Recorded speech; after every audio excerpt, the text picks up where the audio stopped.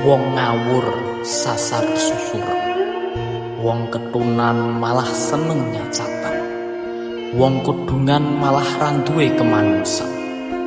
Sing udo dianggep belo, sing kelambinan jarine buka aurat, sing nandur susah, sing seneng bunga, sing ning dhuwur jlegrang, sing ning ngisor angkang-angkang.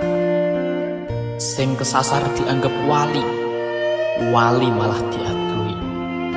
Kirik atine menungso, menungso atine kirik. Ngomongi iman, nanging isih mamang. Ngomong ora mamang, ananging ra karuan. Sing waras ra kena diitung, sing edan ra karo-karuan. Sing didelok gemebyar, sing didelok namung kemebyaring dunya, nganti akhirate koyok disirnakno. Seneng maksiat ora nang tobat, koyok wong murtad.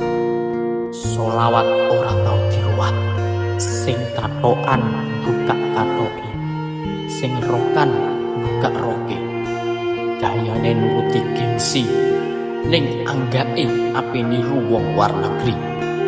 Ngalor ngidul ngeler ubeli, aurate diumbar sak genahe dhewe. Jagat wis tuwek, jagate wis tuwek, kabotan ditumpaki wong murka, sing bener tenger-tenger, sing salah malah binyang. Wong munafik dianggap apik, wong bener dianggap keblingan. Ngomongnya jihad, anang malah ngerusak